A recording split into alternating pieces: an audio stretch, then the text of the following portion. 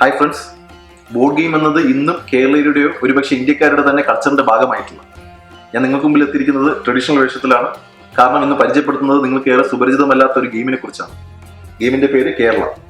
നിങ്ങൾക്ക് എത്ര പേർക്കറിയാം ഇങ്ങനെ ഒരു ഗെയിം ഉണ്ടെന്ന് അല്ലേ? പക്ഷെ ഇതൊരു വേൾഡ് ഫേമസ് ഗെയിമാണ്. So today's game is Kerala. Welcome to my channel and I'm Seju.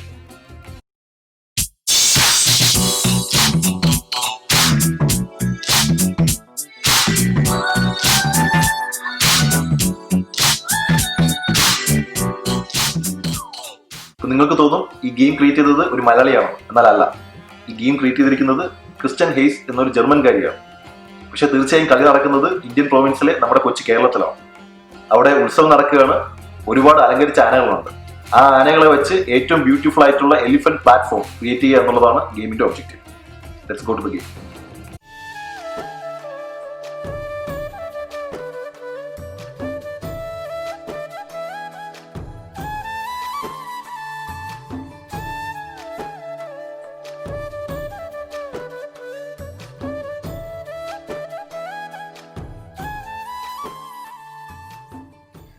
So friends, ഇതാണ് കേരള ഗെയിമിന്റെ ഗെയിം ബോക്സ്. നിങ്ങൾക്ക് കാണാം, കേരള എന്ന് അതിമനോഹരമായി ഗോൾഡൻ ലെറ്റേഴ്സ് കൊണ്ട് എഴുതിയിട്ടുണ്ട്. ഒരുപാട് ചിത്രപ്പണികളുണ്ട്. രണ്ട് ആനയെ കാണാം. The way of the elephant, ഇതാണ് ഗെയിമിന്റെ തീം. ഇതൊരു 2 to 5 players ഗെയിമാണ്. 8+ age limit, 30 minutes average playing time. Let's unbox it.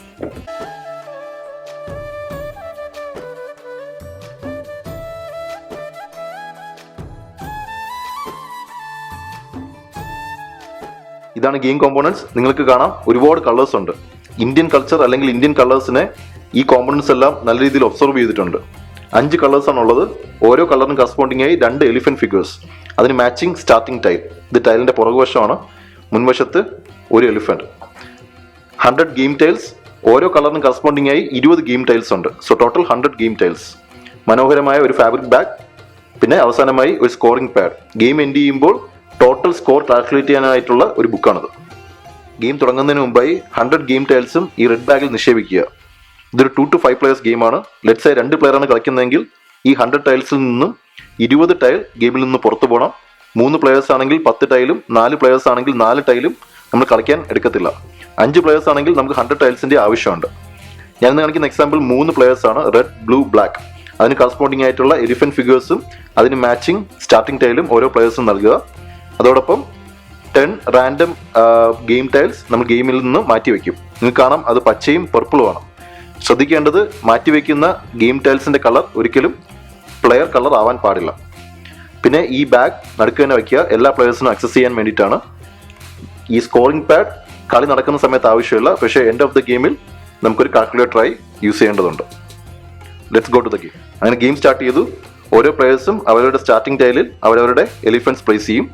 ഈ ഗെയിമിൽ 3 പ്ലെയേഴ്സ് ഉണ്ട്. Player A, B and C. Game നടക്കുന്നത് മൾട്ടിപ്പിൾ റൗണ്ട്സിലാണ്. ഓരോ റൗണ്ടിലും 3 ടേൺസ് ഉണ്ട്. നമ്പർ ഓഫ് പ്ലെയേഴ്സ് ആണ് ഒരു റൗണ്ടിലെ നമ്പർ ഓഫ് ടേൺസ് ഡിറ്റർമിൻ ചെയ്യുന്നത്. ഫോർ എക്സാമ്പിൾ, 2 പ്ലെയർ ഗെയിമിൽ ഒരു റൗണ്ടിൽ 2 ടേൺസ് കാണത്തുള്ളൂ. അതുപോലെ 5 പ്ലെയർ ഗെയിമിൽ ഒരു റൗണ്ടിൽ 5 ടേൺസ് കാണും. അപ്പോൾ നമ്മുടെ ഈ എക്സാമ്പിളിൽ ഒരു റൗണ്ടിൽ 3 ടേൺസ് ഉണ്ട്.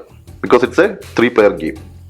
So let's go to the details. ആദ്യത്തെ റൗണ്ടിന്റെ ഫസ്റ്റ് ടേൺ ഏതെങ്കിലും ഒരു പ്ലെയറിന് സ്റ്റാർട്ട് ചെയ്യാം. ലെറ്റ്സ് എ പ്ലെയർ എ ആണ് ഫസ്റ്റ് ടേൺ സ്റ്റാർട്ട് ചെയ്യുന്നത്. പുള്ളിക്കാരൻ ചെയ്യേണ്ടത് സെൻട്രലിലുള്ള ബാഗിൽ നിന്നും 3 ഗെയിം ടൈൽസ് റാൻഡംലി എടുക്കാം.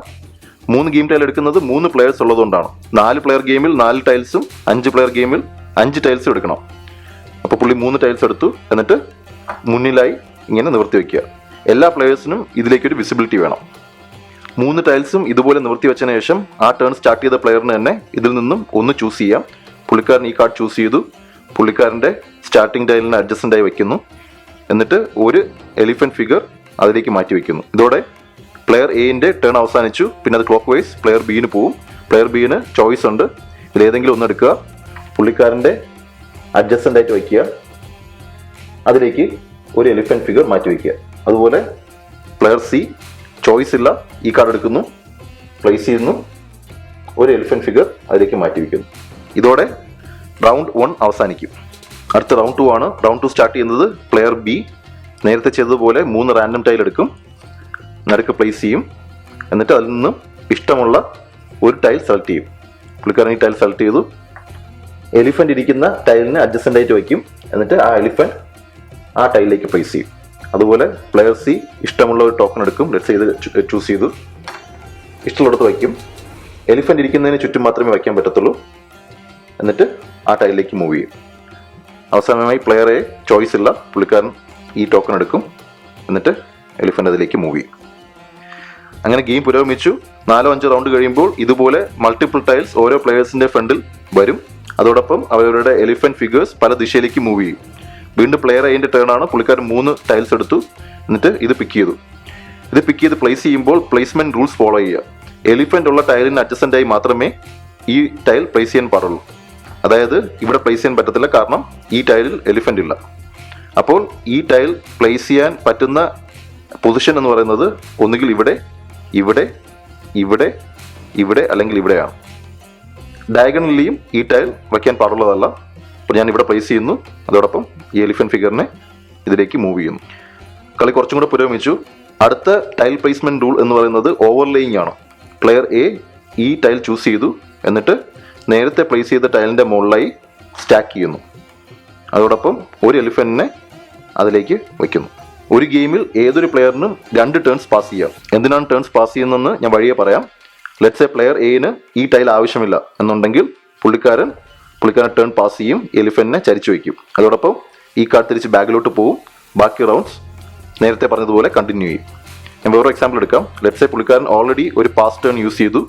പുള്ളിക്കാരൻ വീണ്ടും ഈ ടൈൽ ആവശ്യമില്ല എന്നുണ്ടെങ്കിൽ രണ്ടാമത്തെ എലിഫന്റും ഈ പ്ലെയർ ചരിച്ചു വയ്ക്കും. മൂന്നാമതൊരു എക്സാമ്പിൾ എടുക്കാം.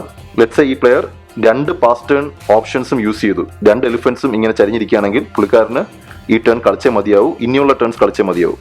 പുള്ളിക്കാരൻ ഈ ടൈൽ എടുക്കും. എന്നിട്ട് എലിഫന്റ് ഇരിക്കുന്ന നേരത്തെ പറഞ്ഞ പ്ലേസ്മെന്റ് റൂൾ അനുസരിച്ച് അഡ്ജസ്റ്റന്റ് ആയിട്ട് വയ്ക്കും. എന്നിട്ട് ആനയെ മൂവ് ചെയ്യും. ആന ചരിച്ചിടുന്നത് ഒരു പ്ലെയറിന്റെ എത്ര പാസ് ടേൺ ഓപ്ഷൻ യൂസ് ചെയ്തു എന്നുള്ള ഇൻഡിക്കേറ്ററാണ്. 2 ആനയും ചരിഞ്ഞാൽ പുള്ളിക്കാരന്റെ അവൈലബിൾ ആയിട്ടുള്ള 2 ഓപ്ഷൻസും പുള്ളിക്കാരൻ യൂസ് ചെയ്തു എന്നാണ് അർത്ഥം. അങ്ങനെ കളി വീണ്ടും പുരോഗമിക്കും. നിങ്ങൾക്ക് കാണാം പ്ലെയർ ബിയും പ്ലെയർ സിയും അവരുടെ ഓരോ പാസ് ദ ടേൺ ഓപ്ഷൻസ് ഉപയോഗിച്ച് കഴിഞ്ഞു. അതുകൊണ്ടാണ് അവരുടെ ഒരു എലിഫന്റ് ഫിഗർ ടേൺ ചെയ്ത് വെച്ചിരിക്കുന്നത്. നമുക്കിനി ടൈൽ ഡീറ്റെയിൽസിലേക്ക് പോവാം. ആദ്യമായി എലിഫന്റ് ടൈൽസ്. ചില എലിഫന്റ് ടൈൽസിൽ ഒരു എലിഫന്റ്, ചിലതിൽ 2, ചിലതിൽ 3 എലിഫന്റ്സ് ഉണ്ട്. ഇതിലെ നമ്പർ ഓഫ് എലിഫന്റ്സ് ആണ് ആ ടൈലിന്റെ പോയിന്റ്. എലിഫന്റ് ടൈൽസ് കൂടാതെ ഇതിൽ സ്പെഷ്യൽ ടൈൽസ് ഉണ്ട്. ഇതൊരു സ്പെഷ്യൽ ടൈലാണ് വിത്ത് കളർഡ് എഡ്ജ്. ഇത് പ്രധാനമായും ഒരു ബ്ലൂ ടൈലാണ്, പക്ഷെ ഇതിനൊരു ബ്ലാക്ക് കളർഡ് എഡ്ജ് ഉണ്ട്. ഇത് ഒരു ബ്ലാക്ക് ടൈലുമായി കണക്റ്റഡ് ആണെങ്കിൽ എൻഡ് ഓഫ് ദി ഗെയിമിൽ 5 എക്സ്ട്രാ പോയിന്റ് കിട്ടും. ശ്രദ്ധിക്കേണ്ടത്, ഇതൊരു ബ്ലാക്ക് ടൈലുമായി കണക്ട് ചെയ്തില്ലെങ്കിൽ എൻഡ് ഓഫ് ദി ഗെയിമിൽ നെഗറ്റീവ് പോയിന്റ്സ് ഒന്നുമില്ല. അടുത്ത special tile move the elephant figure ടൈലാണ്. നിങ്ങൾക്ക് കാണാം ഇതിൻ്റെ അകത്തൊരു എലിഫന്റ് ഫിഗർ മൂവ് ചെയ്യാൻ പറഞ്ഞിരിക്കുകയാണ്. ഈ പ്ലെയർ ഈ ടൈൽ പ്ലേസ് ചെയ്തിട്ട് അതിന്റെ മുകളിൽ എലിഫന്റ് ഫിഗർ വയ്ക്കുമ്പോൾ പുള്ളിക്കാരന് ഇഷ്ടമുള്ള എലിഫന്റ് ഫിഗർ ഇഷ്ടമുള്ള സ്ഥലത്തേക്ക് മാറ്റാം. പുള്ളിക്കാരന് ഈ എലിഫന്റ് ടൈലിനെ വേറൊരു സ്ഥലത്തേക്ക് മാറ്റാം, അല്ലെങ്കിൽ മറ്റൊരു എലിഫന്റ് ഫിഗർ ഇഷ്ടമുള്ള സ്ഥലത്തേക്ക് മാറ്റാം. അവസാനത്തെ സ്പെഷ്യൽ ടൈൽ മൂവ് ടൈൽസ് ആണ്. നിങ്ങൾക്കാണ് ഒരു ടൈലിന്റെ പടവും ഒരു മൂവ് ആരോയും ഉണ്ട്. ഈ പ്ലെയർ അതിലേക്ക് എലിഫന്റ് ഫിഗർ വയ്ക്കുമ്പോൾ പുള്ളിക്കാരന് ഇഷ്ടമുള്ള ഒരു ടൈൽ ഇഷ്ടമുള്ള സ്ഥലത്തേക്ക് മാറ്റാം, പക്ഷെ കുറച്ച് റൂൾസ് ഫോളോ ചെയ്യണം. പ്രധാനമായും എലിഫന്റ് ഇരിക്കുന്ന ടൈൽസ് മാറ്റാൻ പറ്റത്തില്ല. രണ്ടാമത്, ഒരു ടൈൽ എടുക്കുമ്പോൾ ഡിറ്റാച്ച്മെന്റ് വന്നു കഴിഞ്ഞാൽ, കണ്ടോ ഇത് ഡിറ്റാച്ച് ആയി, ഡയഗണൽ കണക്ഷൻ വന്നു കഴിഞ്ഞാൽ അങ്ങനത്തെ ടൈൽസ് എടുക്കാൻ പറ്റത്തില്ല. മൂന്നാമതായി ഹോൾസ്. ഈ ടൈൽ എടുത്തു കഴിഞ്ഞാൽ ഇവിടെ ഒരു ഹോൾ വീഴും, അപ്പോൾ ഈ ടൈലും എടുക്കാൻ പറ്റത്തില്ല. ചെയ്യാൻ പറ്റുന്നത് നമുക്ക് ഈ ടൈൽ എടുക്കാം, എന്നിട്ട് ഇഷ്ടമുള്ള പൊസിഷനിലേക്ക് മാറ്റി വയ്ക്കാം. ഞാൻ ഇവിടെ വയ്ക്കുകയാണ്. റെഡ് ബാഗിലുള്ള ടൈൽസ് എല്ലാം തീരുമ്പോൾ ഗെയിം എൻഡ് ആവും. പ്ലെയർ എയിന്റെ ഒരു ഫൈനൽ ടൈൽ പ്ലേസ്മെന്റ് ആണ് ഈ കാണുന്നത്. ആദ്യം തന്നെ എലിഫന്റ് ഫിഗർ സൈഡിലേക്ക് മാറ്റി വയ്ക്കുക. ടേൺഡ് ആയിട്ടുള്ളത് ടേൺഡ് ആയിട്ടും സ്റ്റാൻഡിങ് ആയിട്ടും മാറ്റി വെക്കണം. ഈ ഗെയിമിന്റെ ഒബ്ജക്റ്റീവ് സിമിലർ കളറിലുള്ള എലിഫന്റ് പ്ലാറ്റ്ഫോംസ് ക്രിയേറ്റ് ചെയ്യുക എന്നുള്ളതാണ്. ഇതിലൊരു എക്സെപ്ഷൻ പ്ലെയർ കളറാണ്. ഈ പ്ലെയറിന്റെ കളർ ബ്ലൂ ആണ്. അതുകൊണ്ട് ബ്ലൂവിന്റെ മാക്സിമം 2 സെക്ഷൻസ് ആവാം. ബാക്കി കളറിന്റെ മാക്സിമം 1 സെക്ഷനേ പാടുള്ളൂ. നമുക്ക് നോക്കാം. ഗ്രീനിന്റെ 1 സെക്ഷനേ ഇവിടെ ഉള്ളൂ. ബ്ലൂവിന്റെ 2 സെക്ഷൻ ഉണ്ട്, അത് ഓക്കെയാണ്. ബ്ലൂ കളറാണ് പ്ലെയർ. ബ്ലാക്കിന്റെ 1 സെക്ഷനേ ഉള്ളൂ. പർപ്പിൾ 1 സെക്ഷനേ ഉള്ളൂ. പക്ഷേ റെഡ് നോക്കൂ, നമുക്ക് 1, 2, 3 സെക്ഷൻസ് ഉണ്ട്. അപ്പോൾ നമുക്ക് ഇഷ്ടമുള്ള 2 സെക്ഷൻസ് പൊളിച്ച് നീക്കുക.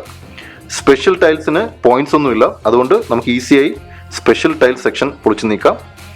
ഈ ടൈലിന് 1 പോയിന്റ്, ഇത്രയും ടൈൽസിന് 4 പോയിന്റ്സ് ഉണ്ട്.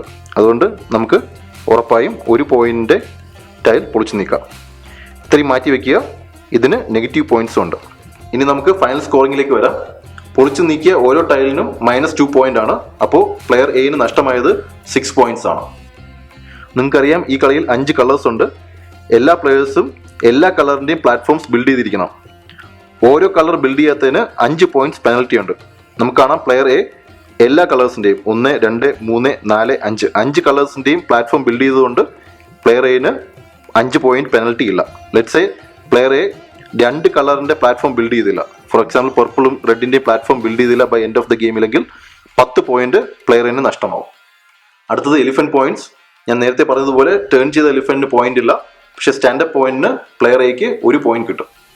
അടുത്തതായി കളർഡ് എഡ്ജ് പോയിന്റ്സ്. നിങ്ങൾക്ക് കാണാം ഇത് ബ്ലാക്ക് എഡ്ജ് ബ്ലാക്ക് ടൈലുമായി കണക്ട് ചെയ്തിരിക്കുന്നു, അതുപോലെ ഗ്രീൻ എഡ്ജ് ഗ്രീൻ ടൈലുമായി കണക്ട് ചെയ്തിരിക്കുന്നു. പർപ്പിൾ എഡ്ജ് കണക്ഷൻ ഒന്നും ഇല്ല, അതുകൊണ്ട് തന്നെ ഇവിടെ പോയിന്റ്സ് ഇല്ല. ഓരോ കണക്ഷനും 5 പോയിന്റ്. സോ പ്ലെയർ എന് 5+5 10 പോയിന്റ്സ്. അവസാനമായി എലിഫന്റ് കാർഡ്സ്. നിങ്ങൾക്ക് കൗണ്ട് ചെയ്യാം, ഇതിൻ്റെ അകത്ത് 32 എലിഫന്റ്സ് ഉണ്ട്.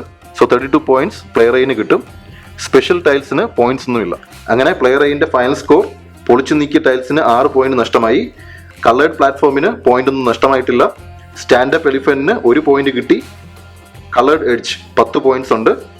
Blue 6, purple elephants 11, black elephant 3, green elephant 8, red elephant 4. Total 37 points. ഇങ്ങനെ ഓരോ പ്ലെയേഴ്സിൻ്റെതും പോയിന്റ്സ് കൗണ്ട് ചെയ്യും. ഏറ്റവും ടോപ്പ് പോയിന്റ്സ് ഉള്ള പ്ലെയർ ആയിരിക്കും വിന്നർ. ഗൈസ്, അപ്പോൾ ഇതാണ് ഗെയിം.